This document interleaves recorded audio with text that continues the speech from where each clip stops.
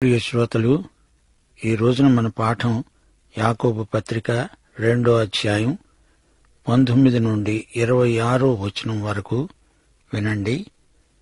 దేవుడొక్కడే అని నీవు నమ్ముతున్నావు. అలాగు నమ్మడం మంచిదే. దయ్యాలు కూడా నమ్మి వణుకుతున్నాయి. ఊరికే నమ్ముతున్నాను అనటం కాదు. పెదవులతో దేవుని పేరు ఉచ్చరిస్తే సరిపోదు. రక్షించే విశ్వాసం హృదయంలో ఉన్న సజీవ శక్తి. 20వ వచనం, వ్యర్థుడా, క్రియలు లేని విశ్వాసము నిష్ఫలమైనదని తెలుసుకొనగోరుతున్నావా? ఫలించని విశ్వాసము నిష్ఫలం, విఫలం. అది శూన్యం, నిరర్ధకం. నీతిమంతుడవని పనిచేసేదా? లేకపోతే నీవు వ్యర్థుడవే. విశ్వాసానికి రెండు వైపులా చూడాలి. నాణ్యానికి రెండు వైపులా గమనించాలి గదా. రోమా, గలతీ పత్రికల్లో పౌలు స్వనీతిని సునిశితంగా గద్దించాడు. యాకోబు తన పత్రికలో నామకార్థ క్రైస్తవాన్ని, క్రైస్తవులలో దిగజారిపోతున్న నైతిక ప్రమాణాన్ని గద్దించాడు. క్రియలు లేని విశ్వాసము అని యాకోబు అన్నప్పుడు రక్షించబడిన తరువాత నీతిమంతుడు చేయవలసిన క్రియలను గురించి మాట్లాడుతున్నాడని గ్రహించాలి. 1 కొరింథీ 13వ అధ్యాయంలో ప్రేమను గురించి పౌలు ఏమి చెబుతున్నాడో యాకోబు తన పత్రికల్లో క్రియలు లేని విశ్వాసాన్ని గురించి అవే మాటలు పలుకుతున్నాడు. ఇద్దరూ చెప్పేది క్రైస్తవ నీతిని గురించే.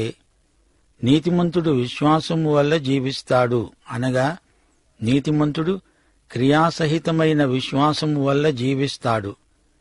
క్రీస్తు నీతి మనకు ఆరోపించబడినందున మనము దేవుని చేత అంగీకరించబడ్డాము. యాకోబు ఇదే సత్యాన్ని ప్రయోగాత్మకంగా విశ్వాసి సత్క్రియల దృష్ట్యా ఫలవంతమవుతుందని చెబుతున్నాడు. విశ్వాసికి అతని సత్క్రియలు విశ్వాస ప్రకటన సాధనములు. విశ్వాసం క్రియాశీలమైనది, క్రియలు విశ్వాసాత్మకమైనవి. ఈ రెండిటి అవినాభావ సంబంధాన్ని శ్రోతలు గుర్తించాలి. విశ్వాసం విశ్వాసి యొక్క పరిశుద్ధ జీవితంలో కనిపించాలి గదా. పౌలు ప్రకటించిన విశ్వాసం క్రియలలో ఎలా సఫలమవుతుందో యాకోబు చూపుతున్నాడు. నీతిమంతుడు ఫలవంతమైన తన విశ్వాసాన్ని క్రియలలో ఎలా వ్యక్తం చేయగలడో యాకోబు చూపుతున్నాడు. 21 నుండి 24వ వచనం వరకు, మన పితరుడైన అబ్రాహాము తన కుమారుడైన ఇస్సాకును బలిపీఠము మీద అర్పించినప్పుడు అతడు క్రియల వలన నీతిమంతుడని తీర్పు పొందలేదా?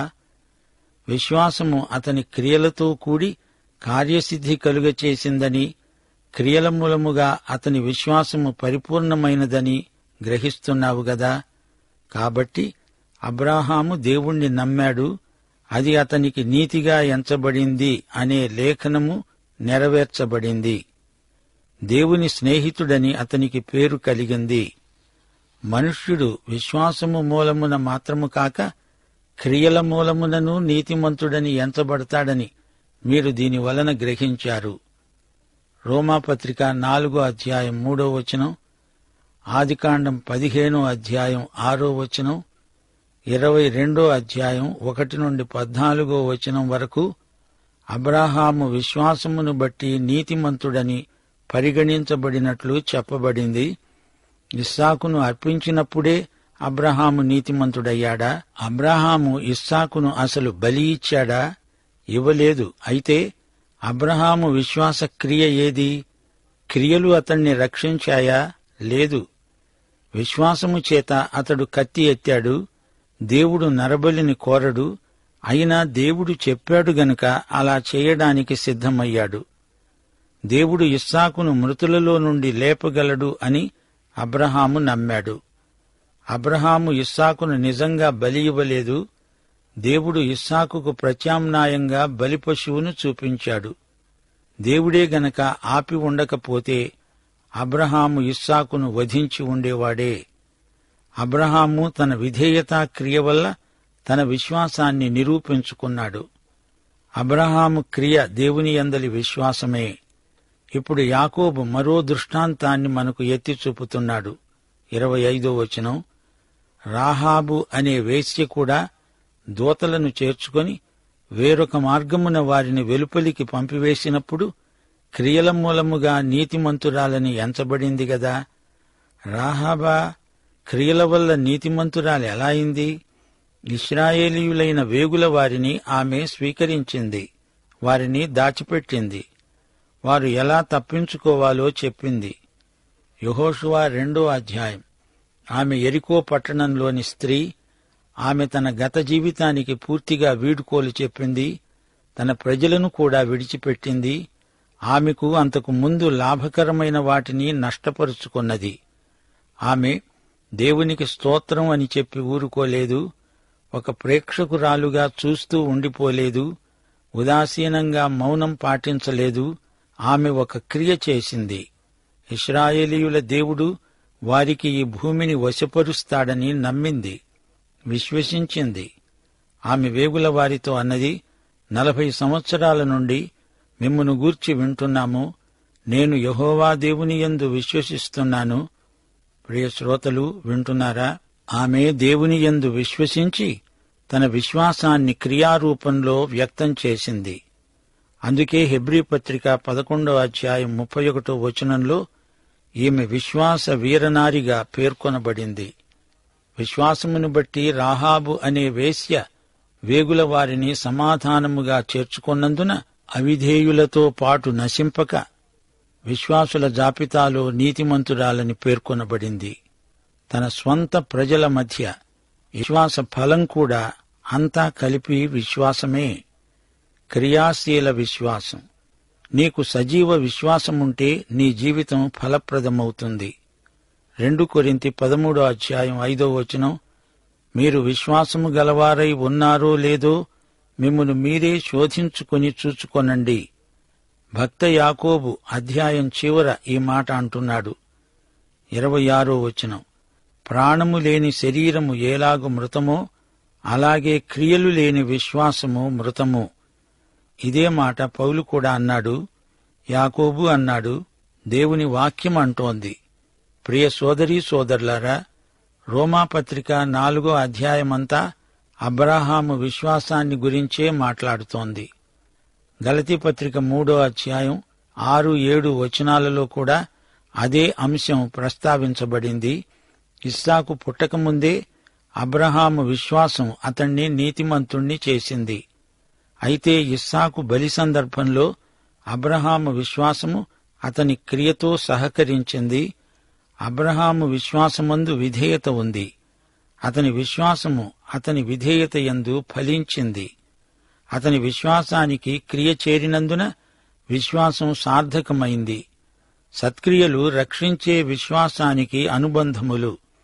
విశ్వాసమందు నీతిక్రియ నిక్షిప్తమై ఉన్నది. అందుచేత విశ్వాసమే కాదు, విశ్వాస క్రియే అతని నీతి జీవితానికి ప్రవర్తనకు ఆధారమైంది. దేవునికి స్తోత్రం. యాకోబు తన పత్రికలో అబ్రహాము రాహాబు ఉన్న జాతికి తండ్రి. రాహాబు ఒక వేశ్య. అబ్రహాము అనేక సంవత్సరాలు దేవుని బడిలో విశ్వాసపు పాఠాలు నేర్చుకున్నాడు. రాహాబుకు అట్టి శిక్షణ లేదు. అబ్రహాము మంచివాడు, పరిశుద్ధ శీలము గలవాడు. రాహాబు నైతికంగా భ్రష్టురాలు. ఈ వేశ్య కనానీయురాలు, అమూల్యమైన విశ్వాసాన్ని కలిగిన ధన్యురాలు. ఈమె పేరు అబ్రహాము పేరుతో చేర్చబడడం గొప్ప విశేషం. హెబ్రీ పత్రిక 11వ అధ్యాయంలో కూడా వీరిద్దరి పేర్లు చెప్పబడ్డాయి. దేవుడు వీరిద్దరిని క్రియాశీలమైన విశ్వాసానికి మాదిరి వ్యక్తులుగా పేర్కొన్నాడు. సజీవ విశ్వాసములో నుండి సత్క్రియలు ఎలా ప్రవహిస్తాయో దేవుడు చూపుతున్నాడు. యెహోషువ 2వ అధ్యాయం 9-11 వచనం వరకు ఆమె సాక్ష్యం వినదగింది. వేగుల వారితో ఆమె అన్నది, యెహోవా ఈ దేశమును మీకిస్తున్నాడని, మీ వలన మాకు భయం పుడుతుందని, ఈ దేశ నివాసులందరికీ ధైర్యం చెడుతుందని నేనెరుగుదును. మీరు ఈజిప్టు దేశములో నుండి వచ్చినప్పుడు మీ ఎదుట యెహోవా ఎర్ర సముద్రపు నీరును ఎలా ఆరిపోజేశాడో, యొర్దాను తీరాన ఉన్న అమోరీయుల రాజులిద్దరినీ, అనగా సీహోనును ఓగును మీరేమి చేశారో, అనగా మీరు వారిని ఏలాగు నిర్మూలం చేశారో ఆ సంగతి మేము విన్నాము. మేము విన్నప్పుడు మా గుండెలు కరిగిపోయాయి. మీ దేవుడైన యెహోవా పైన ఆకాశమందు కింద భూమియందు దేవుడే. మీ ఎదుట ఎట్టి మనుష్యులకైనా ధైర్యమేమాత్రము ఉండదు. చూచారా, రాహాబు సాక్ష్యం ఎంతో బలమైనది. ఇద్దరు వేగులవారి క్షేమము కోసం ఆమె చేసిన సాహసం ఆమె క్రియాశీల విశ్వాసానికి ప్రబల నిదర్శనం. విశ్వాసమంటే మానసికమైన ఒప్పుకోలు మాత్రం కాదు, ఏదో మతాచార పరిధిలో ధర్మశాస్త్ర క్రియలు చేయడమూ కాదు. ఇది వీటన్నిటికీ అతీతమైనది. కేవలం ధర్మశాస్త్రోక్త క్రియలకు సజీవ విశ్వాసం పరిమితం కాదు. పరిశుద్ధ విధేయతతో క్రియాశీలమై స్వచ్ఛందమైన సత్కార్యాచరణలో సజీవ విశ్వాసం వ్యక్తమవుతుంది. నైతిక శీలం సువార్త సత్యానికి అనుగుణమై ప్రయోగాత్మకమై వెలుగొందుతుంది. సువార్త సత్యమే పరిశుద్ధ జీవితానికి ఆధారం. కొండమీది ప్రసంగాన్ని ఇంటా బయట విశ్వాసులు అభ్యసించాలి, సాధన చెయ్యాలి. సజీవ విశ్వాసానికి పరిశుద్ధ జీవితం రుజువు మాత్రమే కాదు, విశ్వాసి నీతికి గమ్యం యేసుక్రీస్తును పోలి ఉండడం.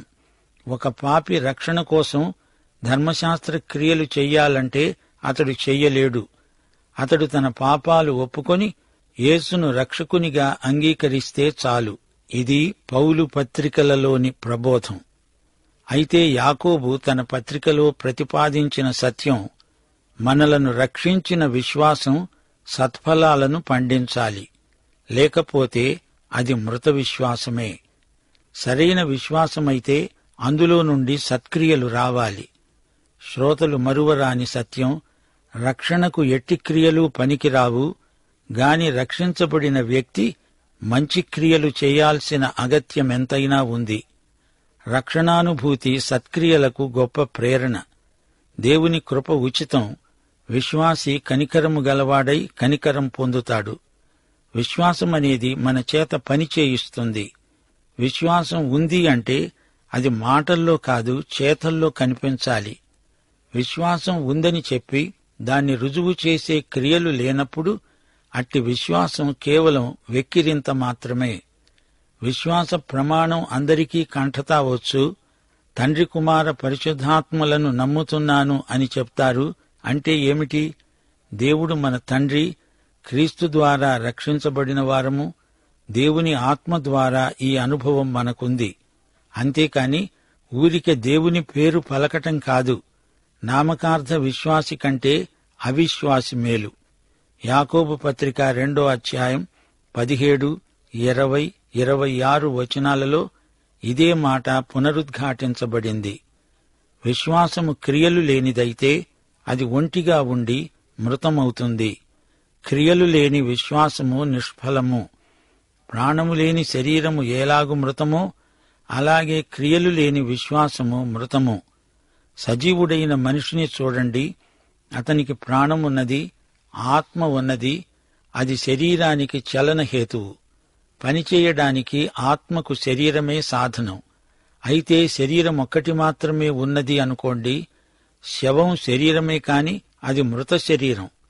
అందులో జీవం లేదు గనుక చలనమూ లేదు. శరీరంలోని ఆత్మ జీవాత్మ గాని అది లోపించింది. అలాగే క్రియలు శరీరం, విశ్వాసం ఆత్మ. ఈ రెండిటిలో ఏది లోపించినా అంతా నిరర్థకమే అవుతుంది. శరీరాన్ని బతికించేది, కదిలించేది ఆత్మ, జీవము. కేవలం విశ్వాస ప్రమాణాన్ని ఏకరువు పెడితే చాలదు, క్రియాత్మకమైన సేవ కావాలి. 19వ వచనం, దేవుడొక్కడే అని నమ్ముతున్నావు, నమ్ముతున్నాను అని విశ్వాస ప్రమాణాన్ని వల్లిస్తున్నావు. దయ్యాలు కూడా అదే మాట చెబుతాయి. దేవుడంటే వణుకుతాయి కూడా. సత్యాన్ని జీవించకపోతే అది సత్యం ఎలా అవుతుంది? ప్రేమ గలిగి సత్యాన్ని జీవించేవారే ఎదుగుతారు. పనిచెయ్యని విశ్వాసం నిర్జీవ పదార్థం. అది ఆధ్యాత్మిక కళేబరం. నిర్వీర్యమై నీరసించి పనిచెయ్యని విశ్వాసం చచ్చి ఊరుకుంటుంది. మత్తయి సువార్త 11వ అధ్యాయం 23వ వచనం, ప్రభువు గద్దింపు చాలా తీవ్రమైనది. కపెర్నహూమా, ఆకాశము మట్టుకు హెచ్చించబడతావా? నీవు పాతాళము వరకు దిగిపోతావు. సోదరీ సోదరులారా, సజీవ విశ్వాసం క్రియలను ఉత్పత్తి చెయ్యాలి. పనిచెయ్యని విశ్వాసం రక్షించగలదా? మనలను రక్షించే విశ్వాసమైతే అది మనలను మారుస్తుంది. అది మన ద్వారా పనిచేయిస్తుంది. మనం విశ్వసించింది ఏదో దాన్ని ఆచరణలో పెడతాము. విశ్వాస జీవితం క్రీస్తుకు సమర్పితం, ఆయనకు అంకితమైపోయిన జీవితం. వాగ్దానము గలదై శక్తిభరితమై పనిచేసే విశ్వాసమే సార్థకం, లేకపోతే అనర్థకం. క్రియలు లేకుండా విశ్వాసాన్ని కనపరచటం అసాధ్యం. విశ్వాసాన్ని గురించి మాట్లాడవచ్చు గాని క్రియల ద్వారానే విశ్వాసాన్ని ప్రజలకు చూపగలం. విశ్వాసిలో క్రీస్తు ఉండి పనిచేస్తాడు, విశ్వాసి చేత చేయిస్తాడు. మత్తయి సువార్త 7వ అధ్యాయం 16 నుండి 20వ వచనం వరకు యేసు చేసిన ప్రబోధం మన హృదయాలపై ముద్రించుకోవాలి. వారి ఫలముల వలన మీరు వారిని తెలుసుకుంటారు. ముండ్ల పొదలలో ద్రాక్ష పండ్లనైనను, పల్లేరు చెట్లలో అంజూరపు పండ్లనైనను కోస్తారా?